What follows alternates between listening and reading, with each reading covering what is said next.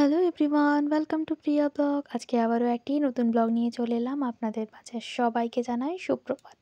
আর সকাল সকাল এক কাপ চা না হলে যেন দিনটা শুরুই হতে চায় না।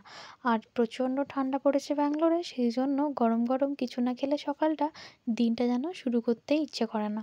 তো যাই হোক, এখন খেয়ে নিলাম চা বিস্কিট, আর ঘন্টাখানেক পরে খেলাম আমি ব্রেড আর হচ্ছে গিয়ে স্যান্ডউইচ টাইপের কিছু একটা বানিয়েছিলাম।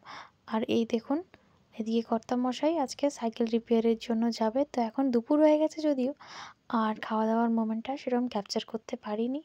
আর বিকেলবেলা, এখন না বিকেল না দুপুর, এই সময় ওর ইচ্ছে হলো যে সাইকেলটাকে সারিয়ে আনা যাক। কেন কি আমাদের স্কুটি ছিল, কোনো কারণে স্কুটিটা একটু খারাপ হয়ে যায়, তো রিপেয়ার করার সময়ই হয়ে উঠছে না। তো সেই জন্য টুকটাক কাজের জন্য সাইকেলটা খুবই আর কি দরকার। আর এটাও ছোটোবেলাকার সাইকেল, এখানে এমনিতেও ইউজ হয় না, আর ও সময় পায় না খুব একটা চালাতে।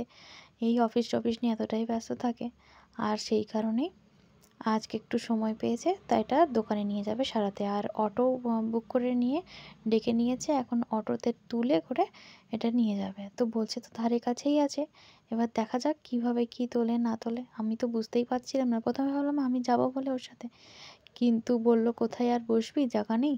তো সেই জন্য ও নিজের মতো চলে গেল আর কি। তো যাই হোক, ও ওইদিকে যাক। আর আমি জানেন তো আজকে দুপুরবেলা ভাবছিলাম যে কি করি না করি, একটু ফেসিয়াল প্যাক লাগাই।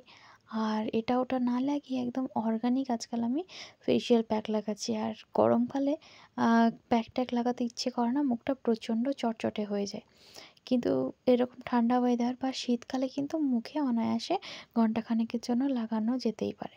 তো এই দেখুন, বিটরুটের জুস লাগিয়েছিলাম আর পাপায়া লাগিয়েছিলাম, আর এই দেখুন ধোয়ার পরে কি সুন্দর চকচক করছে না। অ্যাকচুয়ালি পাপায়া আর বিটরুট দুটোই কিন্তু স্কিনের জন্য খুব ভালো, আর এটা মুখে না লাগিয়ে যদি কেউ খাওয়ারও খায় তাহলেও কিন্তু খুব ভালো। আর এই দেখুন 3:30 মতো বাজে, আর এখন হয়ে গেছে বিকেল, আর এখন খাবো আমি বিকেলের চা।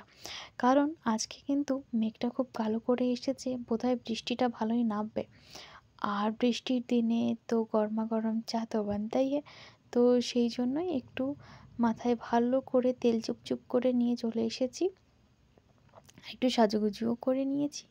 আর এদিকে জানলাটা খুলে দিলাম, আর এই দেখুন কীভাবে বৃষ্টিটা পড়ছে। আর এরকম বৃষ্টিতে তো চা বানাতেই হয়। অনেকটাই লেট হয়ে গেছে যদিও, বোঝা যায়নি খুব একটা। তো চলুন ঝটপট করে চাটা বানিয়ে নিই, তারপর একটু ভেজা যাক। আর থামতে পারলাম না, ওই জন্য বাইরে চলে এলাম। ওইদিকে চা বসিয়ে ঢাকা দিয়ে রেখে এসেছি, আর এদিকে আপনাদের সাথে শেয়ার করব বলে। আর দেখুন কি সুন্দর মনে হচ্ছে না, যেন ঝর্ণার জল। আর চলেও গেলাম ভিজতে, ভাবলাম যে আগে চাটা খাই তারপরে ভিজি, কিন্তু না। যাই হোক, ঠকঠক করে ঠান্ডায় কাঁপতে কাঁপতে চলে এসেছি আমার চাটাকে আরেকবার ফুট দিয়ে, আর এখানে বসে পড়েছি চা নিয়ে। যাই হোক, খুব একটা আসলে মাথাটা ভেজেনি,